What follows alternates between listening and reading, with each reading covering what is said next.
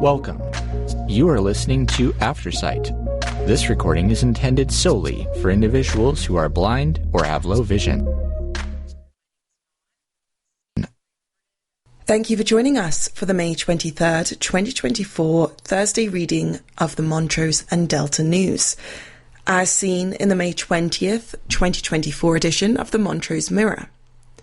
Today we will be reading the following main articles.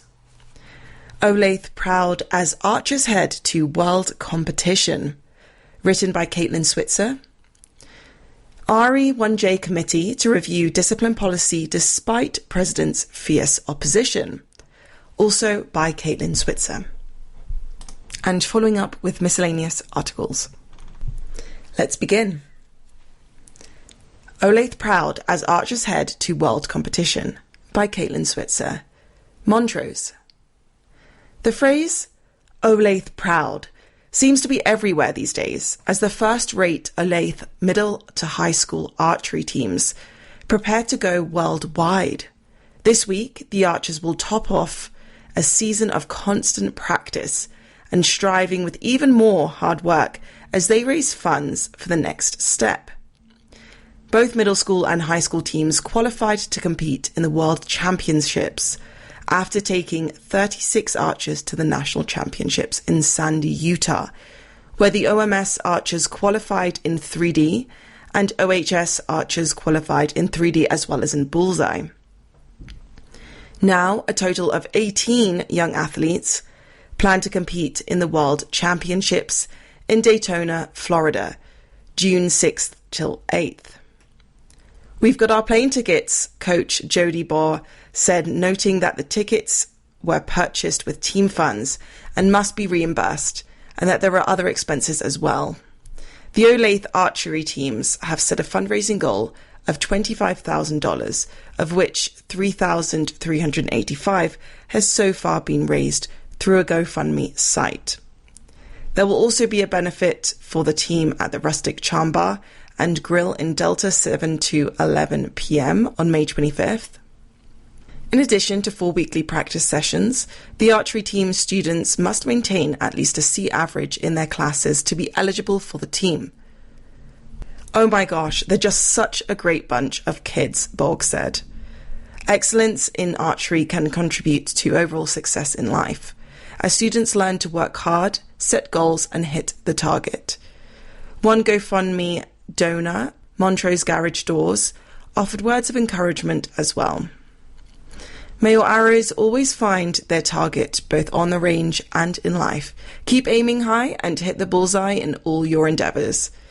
To contribute to the Olathe Middle High School archery team's World Championship journey, attend the upcoming fundraiser to make a donation, or visit their GoFundMe page. RE1J Committee to review discipline policy despite President's fierce opposition, by Caitlin Switzer. Montrose. The Montrose County School District, RE1J, Board of Education, convened for a regular meeting on Tuesday, May 14th.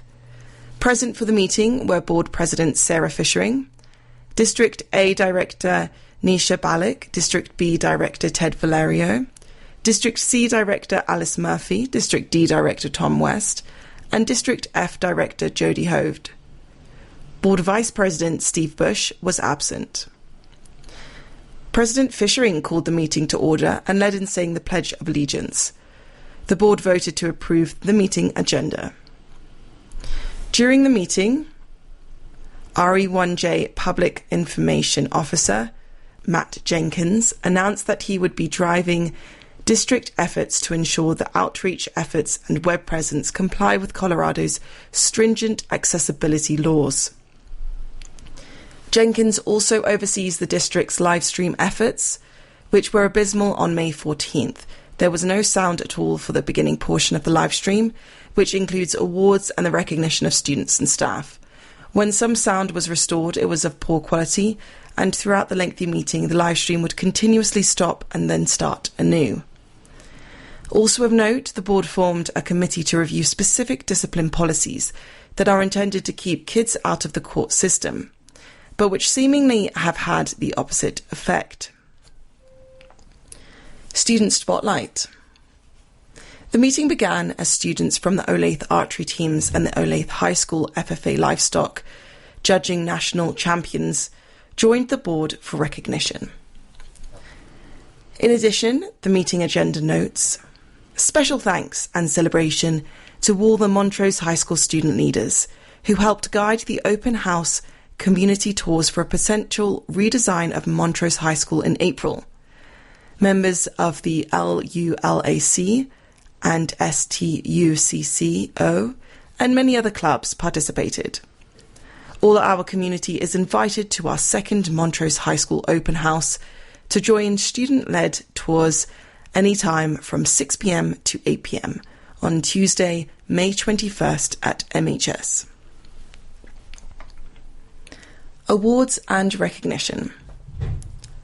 Altrusa May Apple Awards were presented to Peak Academy teacher Amber Bray and Outer Range teacher Sarah Smith.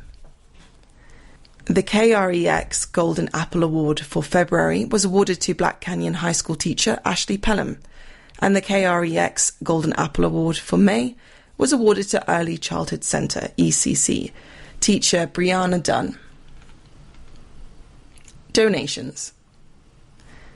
Centennial Middle School received a donation of $3,000 from the Western Colorado Community Foundation / Anonymous Fund to be used for the band program. Also received by Centennial, as noted in the consent agenda, was a check for $1,000 from the National Christian Foundation of the Rocky Mountains for the CTMS Ski Club. Financial reports and budget forecast. RE1J Director of Finance Emily Imus delivered a report on district funds and investments. Imus also presented the budget forecast. The Municipal Finance Act has passed and will increase the base for per-pupil funding, she said. Imus discussed impacts to the school district and answered questions. Total projected per-pupil funding for RE1J schools is $11,548. Enrollment trends will be projected in the budget. Imus said that the district was also preparing for negotiations with the Uncompahgre Valley Education Association, the UVEA, to determine the salary and benefit increases that make up 86% of the expenditure budget. Imus asked for feedback on priorities.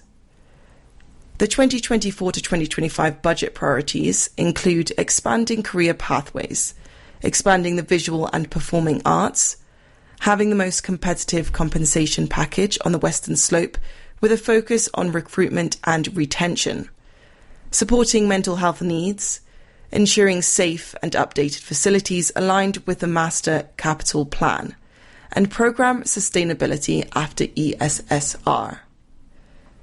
District F Director Jody Hoved asked, "What about academic achievement? I just think it's important when our kids leave Montrose and Olathe schools that they are not considered unable to read, write and do arithmetic." After further discussion, Imus presented a timeline. The Board of Education must vote to adopt the budget by the end of June. Board Advisory Committee updates. District D Director Tom West, who serves on the Facilities Committee, deferred to James Barnhill, who was scheduled to give a report on facilities. He will do a better presentation about the HVAC systems that are coming in and what the deferred maintenance is going to look like this summer.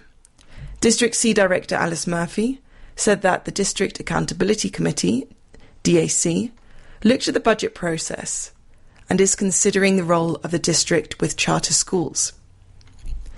Also a member of the DAC, District A Director, Nisha Balik, said that the middle schools will be learning about digital citizenship. RE1J has not reviewed a charter school since 1991, Balik said, and is reviewing and learning about the process of reviewing charter schools. District F Director Jody Hoved gave a brief update on the Food Service Selection Committee. Community input. Jim Hogsness spoke to the board. Olathe proud. I think those kids are absolutely amazing. Hogsness also wished a belated Happy Mother's Day to all of the mothers present, acknowledged Teacher Appreciation Week, and thanked the board members for their efforts.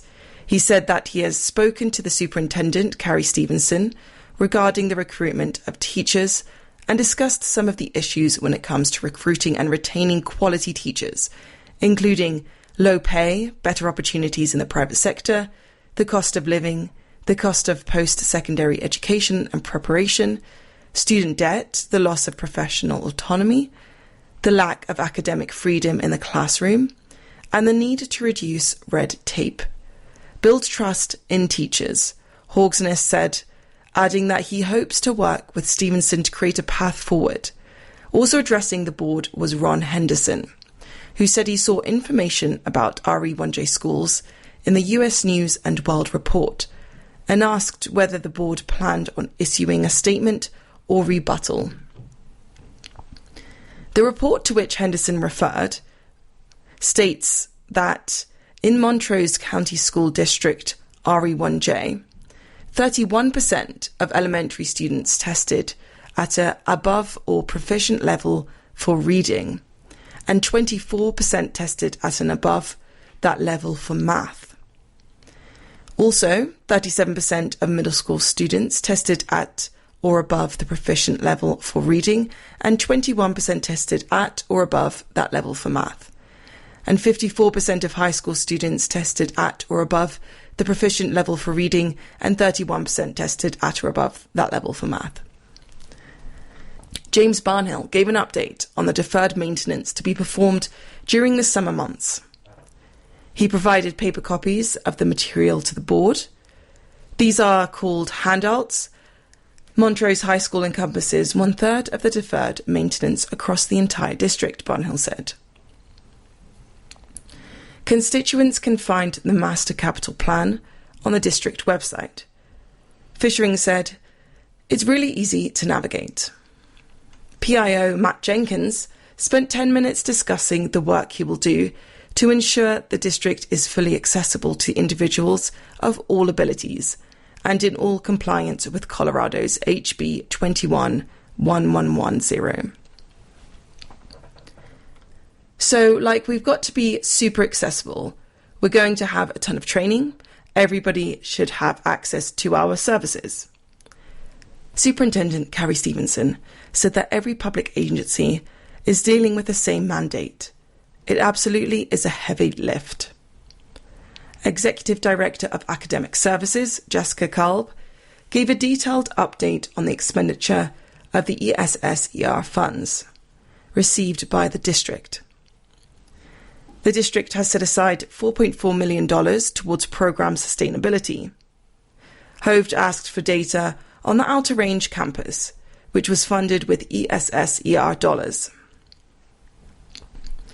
Academic data will take time, Stevenson said. Not one person showed up for a really well-advertised recent job fair, Stevenson said. We're really going to have to take a different approach to recruiting than before. Discipline policies. A discussion of discipline policies was on the agenda at the request of District A Director Nisha Balik, who said that she would like to convene a committee to consider discipline in response to a recent SRO presentation and concerns raised by constituents. She said, "I wanted to look at the discipline policies. I have a lot of questions around those. I still have questions. We could work on some of this and work on those policies together and then report back to the board." Board President Sarah Fishering said that the situations that triggered the recent concerns were isolated and have been dealt with. First of all, it's a lot of policies. The board has a lot of other work to do as well. I don't believe that there would be any need to do that work because I am confident in the policies themselves, and I don't believe that they do need to be changed. I've done the work myself to read them, and I'm confident in that, so I would not have any interest in serving on a committee for that purpose. The situations that triggered that interest in those policies specifically have been dealt with and they're isolated. It seems that our time would be better spent on other things, she said. District B Director Ted Valerio said, I would be happy to be on a committee to kind of look into those. I don't think it would take away from what we're doing. I'd be happy to help. District D Director Tom West said that he wants to see specific expectations. I think things need to be specific. I want to see specifics. In these isolated cases, people are upset and they have a right to be upset.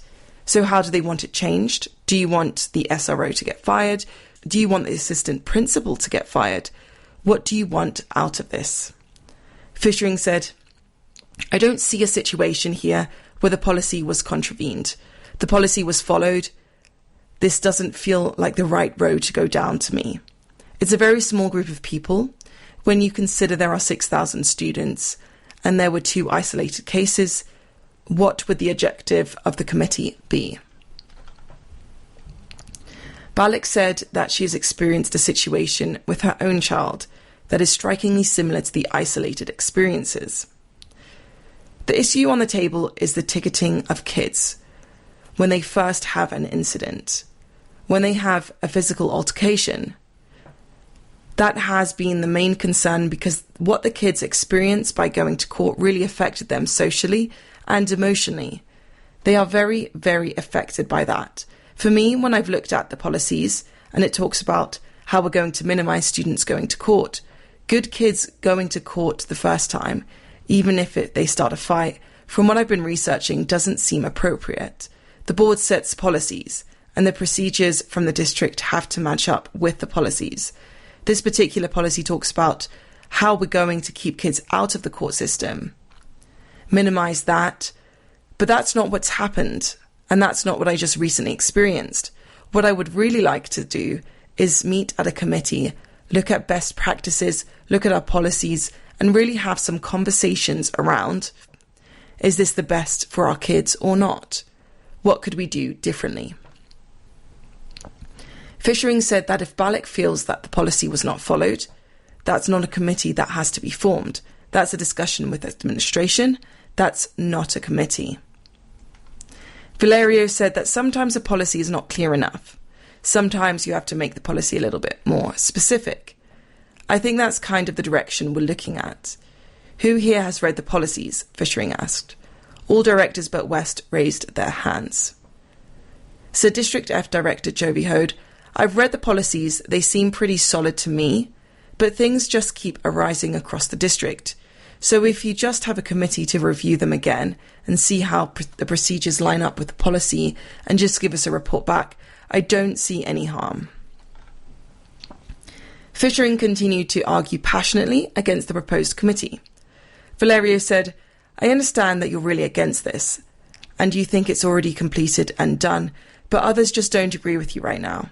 He suggested putting the matter to a vote, but ultimately Fishering said that the committee could meet and report back to the board. Committee members would include Balak, Valerio and possibly Hoved. Consent agendas. With consent agenda items 4, 7, 8 and 11 pulled for further discussion, the board approved the remaining consent agenda items. New business. Following some discussion, items 4, 7, 8 and 11, personnel report, were approved as well. The board voted to approve Resolution 09/2024, Supplemental Budget Adoption 2023 to 2024, and Resolution 10/2024, Amended Budget Adoption 2023 to 2024, as presented by Finance Director Emily Imus. Enrolment Report. Imus presented the enrolment report. Current enrolment as of May is 6,099, which is 1 student lower than last month and 52 students higher than last year at this time. When asked if the increase was due to newcomers, Imus said, yes, I think part of that is. Early Childhood Centre ECC. Updated information of the ECC is included in the meeting packet. Executive session. The board moved to enter executive session with Stevenson and with Executive Assistant to the board, Laurie Laird, for personnel to discuss the superintendent evaluation in accordance with CRS 24-6-402, 4F, and then returned to regular session.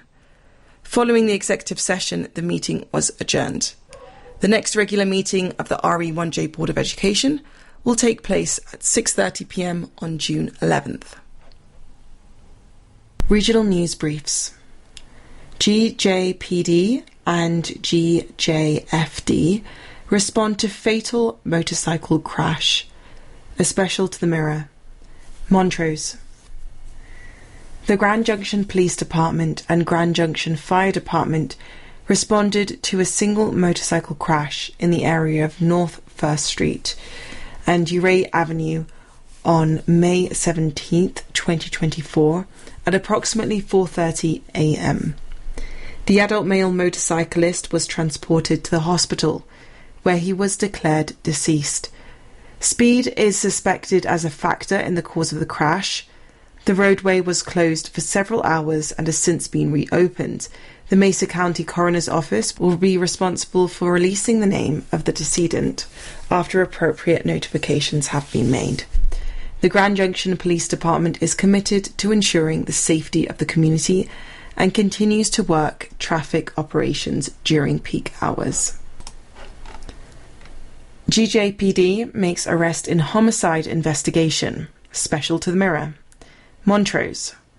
On May 14th, 2024 at approximately 8:50 p.m, officers with the Grand Junction Police Department responded to the Wood Spring Suites located at 659 Market Street for a call about an unresponsive male. The male, discovered to have a suspected knife wound, was pronounced deceased at the scene. Through the investigation, a suspect was identified and arrested. Shenting Gyo, a 32-year-old female, was remanded to the Mesa County Detention Facility and charged with murder in the second degree. The details leading to this incident remained under investigation and there is no further information available at this time. The Mesa County's Coroner's Office will be responsible for releasing the identity of the deceased after appropriate notifications have been made. The Grand Junction Police Department believes this to be an isolated incident. Regional news briefs. Grand Mesa Visitor Center to remain closed for the season due to budget and personnel constraints. Special to the Mirror. Grand Junction. The Grand Mesa, Uncompahgre and Gunnison National Forests Grand Valley Ranger District regrets to announce the Grand Mesa Visitor Center will remain closed for the upcoming season due to budgetary and personnel constraints. While the decision was not made lightly, ensuring the continued operation and maintenance of essential facilities and services within the Grand Valley Ranger District is necessary. Despite the closure of the visitor center, visitors can still enjoy many recreational opportunities on the Grand Mesa. Restrooms at the Grand Mesa Visitor Center will remain open for public use. Additionally, information sandwich boards will be strategically placed to provide visitors with essential information about the area's attractions, trails and safety guidelines. The Wi-Fi network will continue to be available within the vicinity of the visitor center, allowing visitors to stay connected and access important online resources during their visit. We appreciate the understanding and cooperation of forest visitors during this closure, said Bill Edwards, Grand Valley District Ranger. Information and resources are still available online or by calling our Ranger District Office. We encourage recreators to plan their trip in advance and know before they go. For more information, please contact the Grand Valley Ranger District at 970-242-8211. For information and updates on current fire restrictions, conditions and recreation opportunities on the Grand Mesa, Uncompahgre and Gunnison National Forests, visit the Forest website and connect with us on social media. Thank you for joining us for the Montrose and Delta News.